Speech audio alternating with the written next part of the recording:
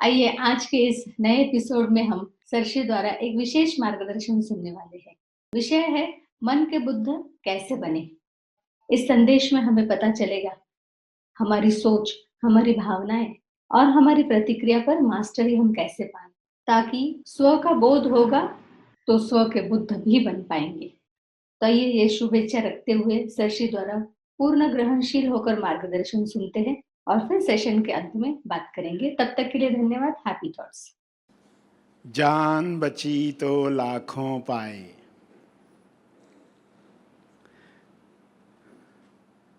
प्यारे खोजियों, ये बात आपने सुनी होगी, जान बची तो लाखों पाए, लौट के बुद्धू घर को आए। जान बची तो लाखों मिल जाएंगे, जान बची तो लाखों पाए, लौट के बुद्धू मन के बुद्ध बन पाए।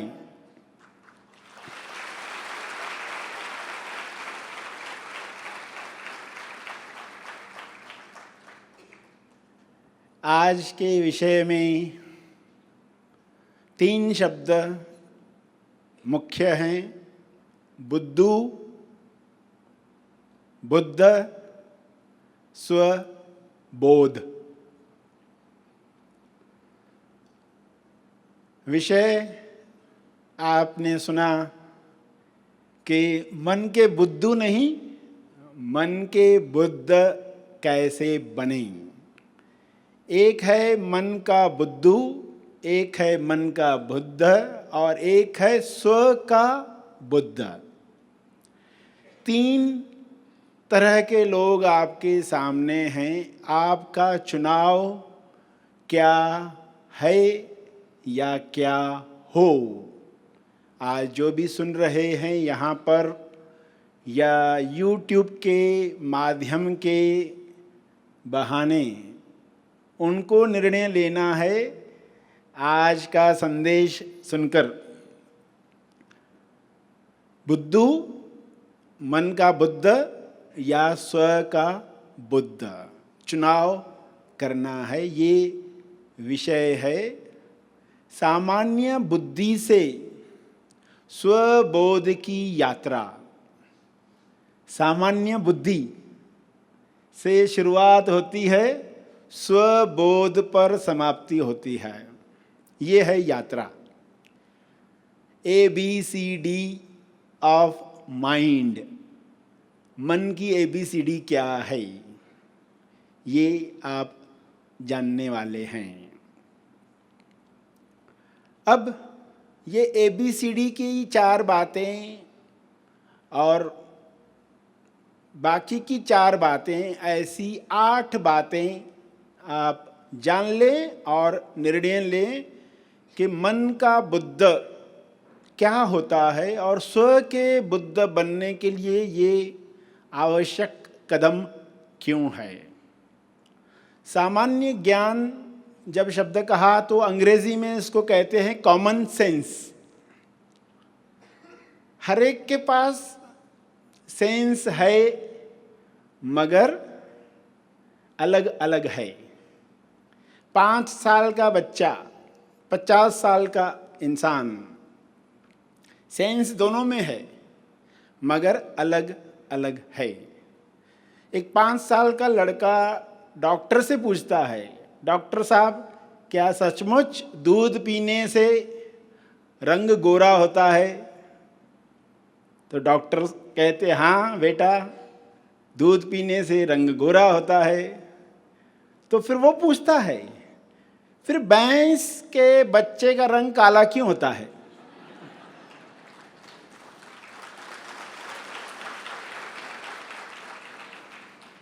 कॉमन सेंस की बात। अगर दूध पीने से रंग गोरा होता है तो भैंस का बच्चा दिन भर पी रहा है, तो वो काला क्यों है? बच्चा किस सेंस में सही है?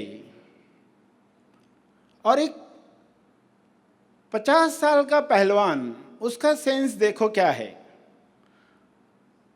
उसे बैंक से लोन चाहिए और उसको बताया जा रहा है कि बैंक तुम्हें बिना इंटरेस्ट के लोन देगा।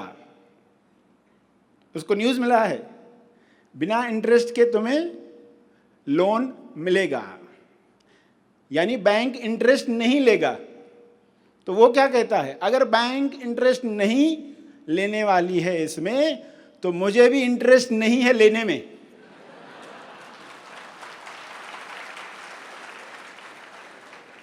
अगर इंटरेस्ट नहीं है तो लोन देते क्यों है? इंटरेस्ट नहीं है ना, तो हमें भी इंटरेस्ट नहीं है। पहलवान का सेंस कैसा होगा, उसका अहंकार कैसा होगा? सेंस अलग अलग है, और सारे सेंस में जो कॉमन है, सब अलग अलग है मगर कुछ कॉमन होगा सभी में, उसे कहते हैं कॉमन सेंस। सारे लोगों में जो कॉमन होना चाहिए उसे कहा गया है कॉमन सेंस। और कॉमन सेंस कॉमन नहीं होता, ये आश्चर्य की बात है। कॉमन सेंस कॉमन नहीं होता है। और क्यों कॉमन नहीं होता है? क्योंकि लोग ठीक से सुनते ही नहीं है, ठीक से देखते ही नहीं है।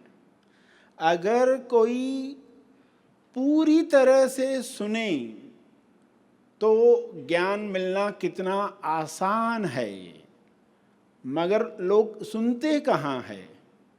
लोग सुनते हैं वे जो सुनना चाहते हैं, उनका इंटरेस्ट जिसमें है उसी बात को पकड़ते हैं।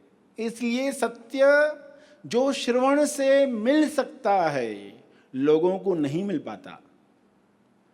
सत्य की ताकत क्या है? आपने सुना और वो आपके जीवन में उतर गया। जहर की शीशी पड़ी थी, आप पीने जा रहे थे दवा समझकर, किसी ने बताया कि इसमें जहर है, बस हाथ हट गया, फिर कभी नहीं पिया, उस बोतल को हाथ नहीं लगाया, सिर्फ श्रवण किया मगर पूरी तरह से समझा। जब तक पूरा नहीं समझा गलतियां इंसान करते रहता है, क्योंकि वो जो सुन रहा है पूरा नहीं सुन रहा। टीचर बच्चों को पढ़ा रही है, बता रही है कि प्रलय जब होती है तो ऐसे पहाड़ों से ज्वाला निकलती है, ऐसे धरती हिलती है, ऐसे वो सब बता रहा है, घर टूट जाते हैं, ऐसा होता है। बच्चा सुन रहा है और कहता मेरा एक ही सवाल है, प्रलय आएगा तो उस दिन हमको स्कूल आना है क्या? उसका इंटरेस्ट किसमें है? टीचर बता रही है प्रलय आ सकती है, तो उस दिन स्कूल में आना है कि नहीं। बच्चे को वाकई लेना देना नहीं है, आप जो भी बताओ, अरे ऐसा हो गया वैसा, उस दिन स्कूल जाना है कि नहीं, इलेक्शन है उस दिन स्कूल जाना है कि नहीं। तो हर एक जो सुन रहा है उसका इंटरेस्ट किसमें है, इसलिए पूरी बात पहुंचती नहीं है, इसलिए जो रिजल्ट आनी चाहिए वो आती नहीं है। तो जब आप सुनते हो ऐसे जैसे कि पहली बार सुन रहे हो और पूर्ण सुनने वाले हो। मेरे इंटरेस्ट पार्किंग में, मस्तिष्क की पार्किंग में रख दो, मुझे पूरा सुनना है, जो मेरे काम का न लगे तो भी, क्योंकि आपको भी पता नहीं कौन सी बात से रिजल्ट आने वाली है। जिसको हमने बहुत इम्पोर्टेंस दिया वो तो मालूम ही था, जिसको हमने कम इम्पोर्टेंस दिया, जो समझ में नहीं आ रहा था, उसी से ही रिजल्ट आनी थी।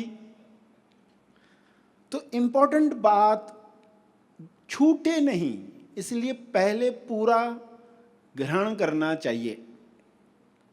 तो मन का बुद्ध क्या करता है, स्व का बुद्ध कैसे जीता है, और बुद्धू किस तरह कार्य करता है, ये तीनों बातें समझ लें। तीनों के कर्म कैसे होते हैं।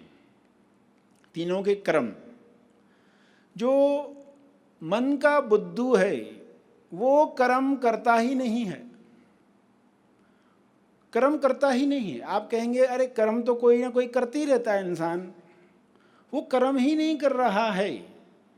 यानी वो जो कर रहा है उसको हम रिएक्शन कह सकते हैं, प्रतिकर्म कह सकते हैं, प्रतिक्रिया कह सकते हैं।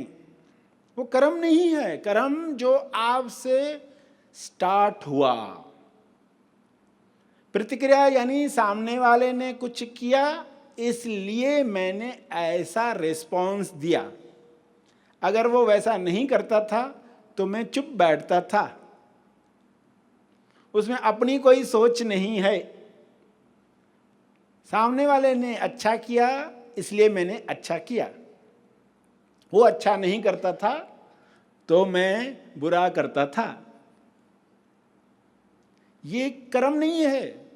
लोगों को लगता है हम कर्म कर रहे, कर्म कर रहे, मगर वो कर्म कहाँ है? वो तो प्रतिकर्म है, वो तो रिएक्शन है। मन का बुद्धू कर्म करता ही नहीं है। और करता है कब? जब मन में लड्डू फूटता है। सामने वाले ने तारीफ कर दी, मन में लड्डू फूटा, चलो अभी मैं भी ये काम कर डालूंगा, जो काम उसने मुझे दिया है ना वो मैं काम कर डालूंगा। सामने वाले ने रिश्वत दी, मन में लड्डू फूटा, इसका काम कर देंगे, नहीं मिलती तो नहीं करते थे। मन का बुद्ध जो है वह कर्म में पहल करता है, कर्म में पहल करता है। लीडर्स कैसे होते हैं? लीडर्स को लोग क्यों मानते हैं? क्योंकि वे इंतजार नहीं करते रहते कोई पहल करे तो मैं कार्य करूं। उनको दिखता है, वे कर्म करते हैं। यहां ये कर्म योग्य कर्म है, यहां ऐसा होना योग्य है क्योंकि दिख रहा है, दर्शन हो रहा है, इसकी जरूरत है। कोई बोले न बोले वो कर्म करता है। ये फर्क है। पहल करने वाला वो रिएक्शन नहीं है, वो फ्रेश कर्म है, फ्रेश स्टार्ट है, पहल है। जो मन का बुद्धू है उसका मत क्या है, उसका विचार क्या है? मिलेगा तो देंगे, मिलेगा तो देंगे। और मन का बुद्ध कहता है देंगे तो मिलेगा, देंगे तो मिलेगा, प्रेम देंगे तो मिलेगा। पहल हमारी तरफ से है। ये छोटा सा फर्क है मगर बड़ी चेंज लाता है। इसलिए वे पहल करते हैं, इसलिए वे लीडर्स कहलाते हैं।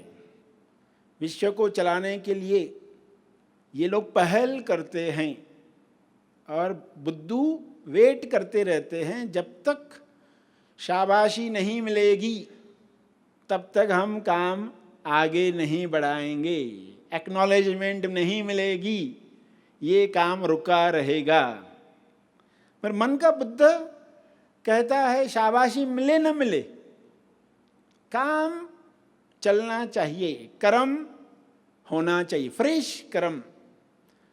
विकास के पथ पर अगला कर्म क्या है वो दिख रहा है, इसलिए वह होना चाहिए। बुद्धू कैसा व्यायाम करता है, कैसा कर्म करता है? कहने को उसकी बात सुनकर लगेगा बहुत काम कर रहा है, मगर असल में मालूम पड़ेगा तो पता चलेगा कि रिजल्ट क्यों नहीं आ रही। बुद्धू के जीवन में रिजल्ट क्यों नहीं आ रही? शेख चिली के जीवन में परिणाम क्यों नहीं आ रहा है? एक डॉक्टर ने जब नौजवान को चेक किया और कहा कि तुम्हें कोई तकलीफ नहीं है, तुम्हारे जो दर्द हैं सब ठीक हो जाएंगे, सिर्फ तुम व्यायाम शुरू करो, केवल तुम व्यायाम शुरू करो। तो वो कहता है मैं तो बहुत खेलता हूँ, मैं तो क्रिकेट खेलता हूँ, फुटबॉल खेलता हूँ, टेनिस खेलता हूँ। डॉक्टर को आश्चर्य हुआ, इतना कुछ खेलते हो, कितना टाइम खेलते हो, दिन में कितना टाइम खेलते हो? तो वो कहता तब तक जब तक मोबाइल की बैटरी खत्म नहीं हो जाती। ये बुद्धू का व्यायाम। उसको लग रहा मैं बहुत खेल रहा हूं, सुनने वाले को लगेगा अरे बहुत कसरत हो रही है उसकी। पता क्या चला, अटका हुआ है,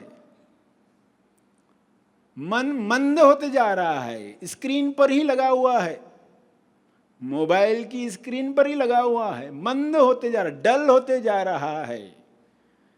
आज की युवा पीढ़ी के लिए जो इतना बड़ा खतरा मोबाइल बन बैठा है, लोग सोचने से पहले ही उसमें अटक जाते हैं, कुछ देखना शुरू कर देते और कैसे समय समाप्त हो गया पता ही नहीं चला, कब घुसते गए अंदर जाते गए, सजगता ही नहीं है।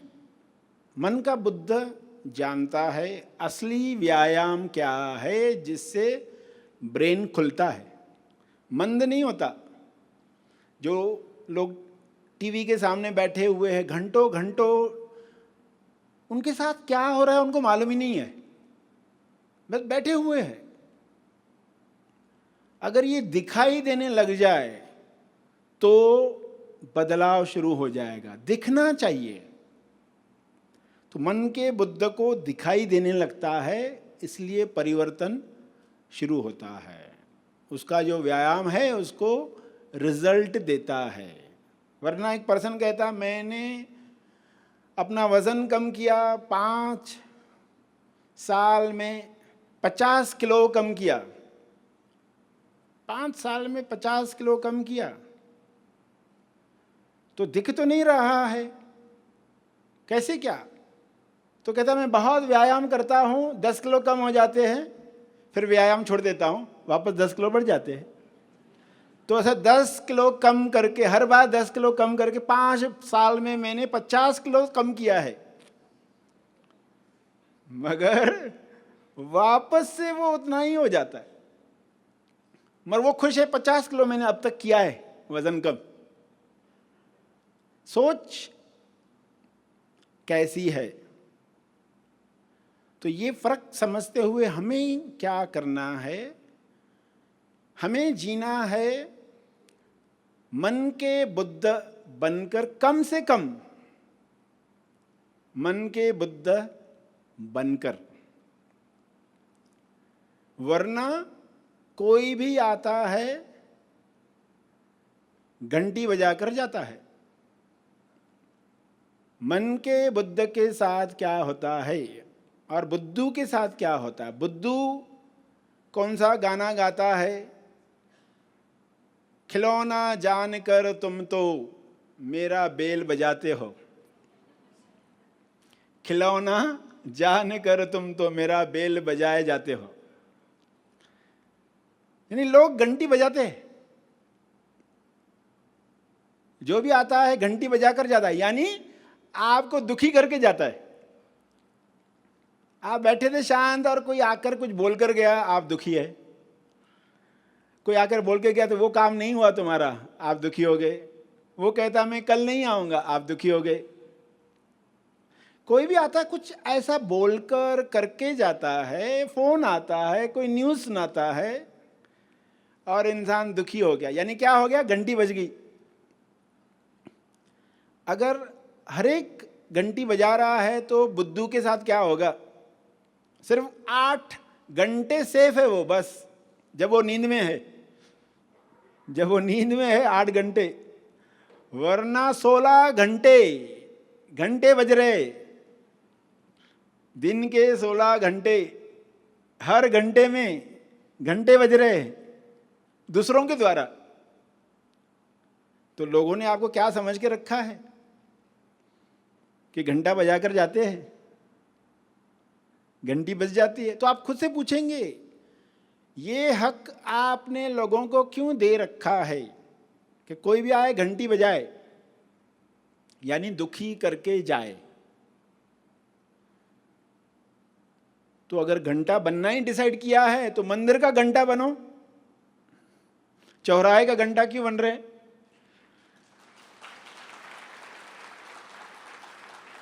घंटा बनना ही है कि लोग आकर बजाएं, तो मंदिर का घंटा बनो। कम से कम श्रद्धालु आकर बजाएंगे, श्रद्धालु आकर बजाएंगे, कुछ पुण्य कर्म तो होंगे आपके। वरना तो बाहर कोई भी आता है, ट्रैफिक में भी कोई घंटी बजा कर जाता है।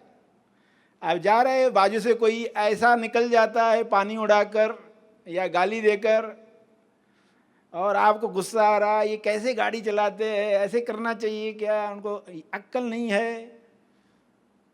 अब ये जो दुखी हो गए, क्यों? क्योंकि वो ठीक से गाड़ी नहीं चला रहा। तो क्या करके गया? आपकी घंटी बजा कर गया। तो आप कहेंगे घंटा बनना ही है तो मंदिर का बनो, वरना तो जरूरत ही नहीं कि कोई भी घंटी बजा कर जाए। तो उसमें धारणा क्या है इंसान की कि हमारा सुख दुख जो है ना वो दूसरों पर निर्भर है। दूसरे सही प्रतिसाद देंगे तो हम खुश होंगे। कोई अगर बोलकर भी आपका काम न करे तो गुस्सा तो आएगा।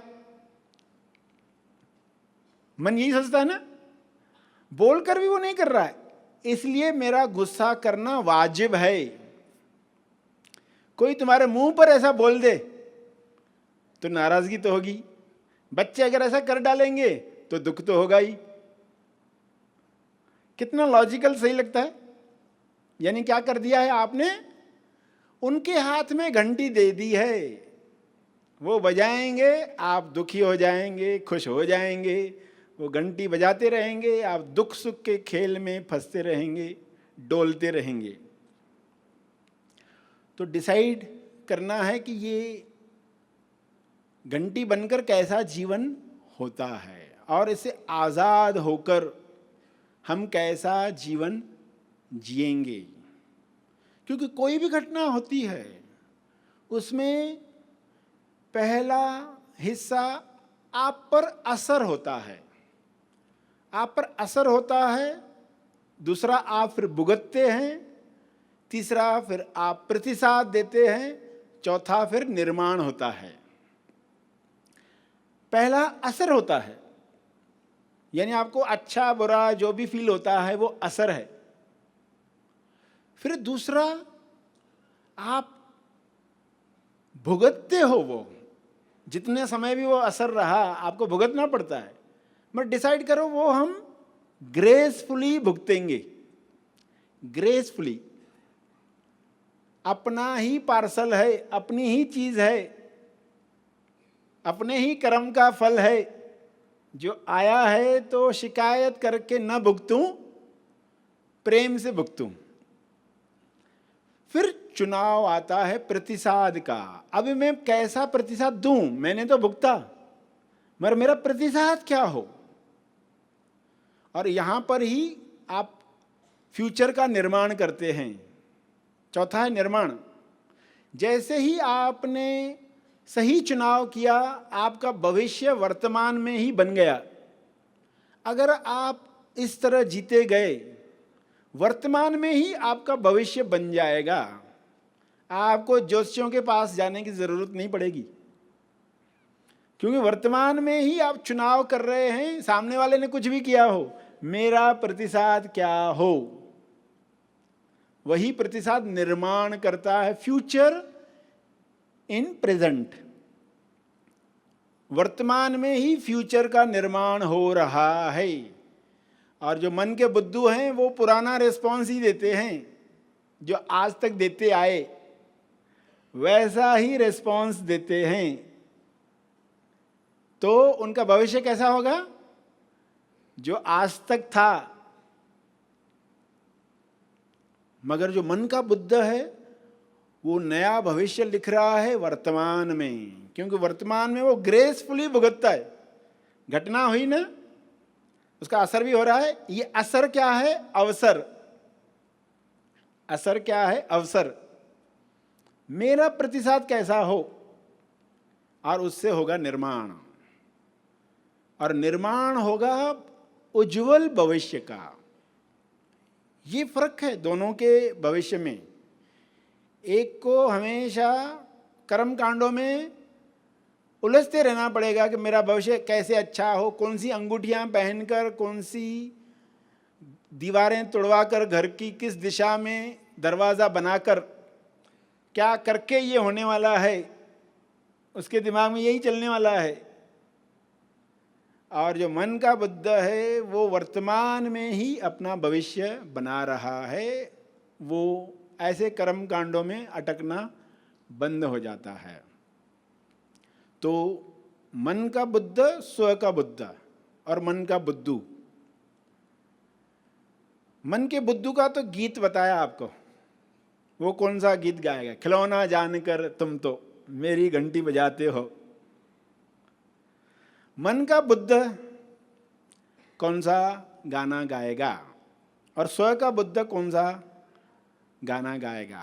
तो आपको पंक्तियों के बीच में जो भजन चलेगा अभी, उन पंक्तियों को पहचानना। ये मन का बुद्ध गाएगा, ये स्व का बुद्ध गाएगा, ये मन का बुद्ध गाएगा, ये स्व का बुद्ध गाएगा। कुछ पंक्तियां आएगी अभी जो भजन चलेगा, उसमें आप सुनते सुनते लिखकर भी आएगा। तो वो सुनते सुनते आप समझ भी जाओ कि क्या मन का बुद्ध क्या कह सकता है, स्व का बुद्ध क्या कह सकता है, और कौन सी पंक्तियां दोनों कह सकते हैं। तो वो भजन चलाया जाएगा। मैं आजाद हूँ, तेज आजाद हूँ, मैं आजाद हूँ, मैं आजाद हूँ।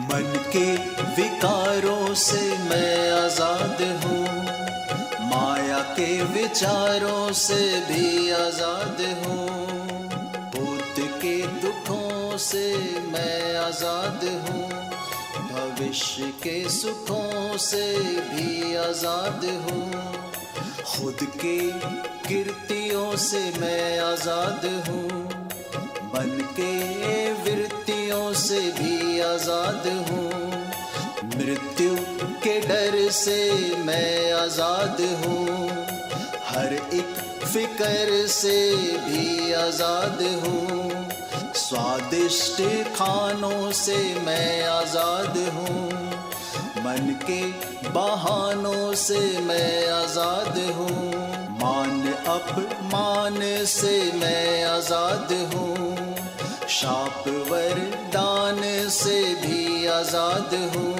हर एक मान्यता से मैं आजाद हूँ, मन की सत्ता से भी आजाद हूँ।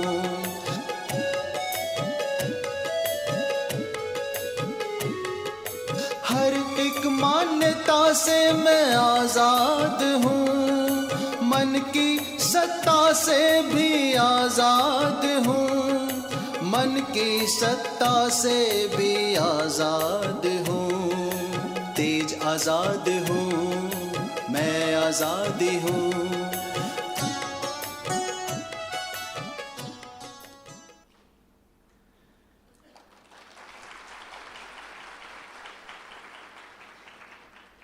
तो कर्म तीनों का कैसा है?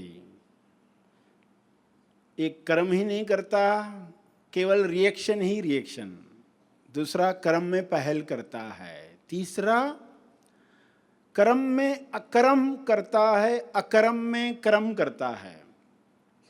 आगे जैसे सुनते जाएंगे कुछ बातें समझ में आती जाएंगी। कर्म को कैसे स्व का बुद्ध देखता है, कर्ता भाव वहाँ क्या होता है। और उनके गीत भी आपने सुने कि वे कैसे गीत गाएंगे। सभी को शुभेच्छा, हैप्पी थॉट्स। मन के बुद्ध कैसे बने, भाग पहला हमने सुना। जाना हमने मन का बुद्ध पूरा सुनता है, कर्म में पहल करता है, फ्रेश कर्म करता है, देंगे तो मिलेगा, देने में भरोसा रखता है, वर्तमान में ही भविष्य का निर्माण करता है। मन का बुद्ध सही प्रतिसाद देकर असर को भी अवसर बनाता है। तो इसकी गहराई हम अगले एपिसोड में जानेंगे। आइए अब हम सब मिलकर विश्व शांति के लिए प्रार्थना करें। ये समझ रखते हुए हम प्रार्थना कर रहे हैं कि विश्व के सारे लीडर्स सभी एकजुट होकर समस्या का समाधान ला रहे हैं, ताकि जो भी समाधान होगा वो दिव्य होगा, भव्य होगा, सभी के कल्याण के लिए होगा। विश्व के सारे leaders out of box thinking कर पा रहे हैं। ईश्वर की इच्छा उनकी इच्छा बनी है। ग्लोब जो हमारी आंखों के सामने है, सफेद रोशनी निरंतरता से बरस रही है, जिस वजह से सारी नकारात्मकता विलीन हुई है। बचा है केवल प्रेम, आनंद, मौन, शांति, संतुष्टि। वायरस का अब कोई प्रभाव रहा नहीं है, वो विलीन हुआ है। सभी स्वस्थ है, मस्त है। पूरे पृथ्वी के लोग सब स्वस्थ है, मस्त है। सुनहरे किरण जो नीचे से ऊपर बढ़ते जा रहे हैं, ये चेतना उठने का प्रतीक है। सुनहरी आभा नीचे से ऊपर बढ़ते जा रही है। ऊपर से सफेद रोशनी, नीचे से सुनहरी आभा, इन दोनों का सुंदर संगम पूरे पृथ्वी पर एक ऐसी शांति, एक ऐसा आनंद, सदियों से जिसकी प्रार्थना चल रही थी, अब हुई है पूर्णता। ये होने के लिए हम कुदरत को धन्यवाद देते हैं, उस अदृश्य शक्ति को धन्यवाद देते हैं। आइए धीरे से अपनी आंखें खोलते हैं। यहीं पर आज हम समाप्त करते हैं। धन्यवाद। Happy thoughts. महा आसमानी निवासी शिविर मनन आश्रम पर आयोजित किया जाता है। इस 5 दिवसीय शिविर में खोजी केवल सत्य श्रवण द्वारा आत्म साक्षात्कार की मंजिल तक पहुंचता है। स्वानुभव की इस यात्रा में खोजी को मैं कौन हूँ, इस पृथ्वी पर क्यों आया हूँ, मोक्ष यानी क्या मोक्ष इसी जीवन में संभव है? इन सवालों के जवाब अनुभव से प्राप्त होते हैं। अब आइए हम एक खोजी से इस शिविर के बारे में उनके अनुभव जाने। अध्यात्म की रुचि हुआ है मैं कौन हूँ, ये 7-8 साल पहले से जगी। जैसे उसका भी आंसर ये 5 दिनों में मिला महा आसमानी शिविर में। तो बुक्स पढ़े, उसमें फिर समझ आई कि मेडिटेशन, ध्यान करना चाहिए। ध्यान करने की कोशिश भी करते थे, लेकिन जो बिलीफ सिस्टम है, बचपन से जो संस्कार है, मान्यताएं है, पैटर्न है, उसमें उलझ कर रह जाते थे। बैठते थे लेकिन कुछ होता नहीं था, बस बैठे, समय काटने के लिए मेडिटेशन किया। लेकिन जो बुक्स पढ़े और बुक से ज़्यादा यहाँ शिविर में आने के बाद जो समझ क्या रहती है, समझ मैं सुनता था शब्द, वो समझ मिली। और दूसरे तीसरे दिन जो 8 साल में पढ़ा, वो 8 मिनटों में ध्यान की अनुभूति मिल रही थी। तो ये आश्चर्यजनक था, मेरे लिए तो बहुत आश्चर्यजनक था। और कुछ नहीं देखना है ध्यान में, शून्य देखना है, तो ये समझ में नहीं आता था शून्य क्या आता है, कुछ नहीं मतलब क्या है। कुछ नहीं का भी जवाब यहाँ पे मिला।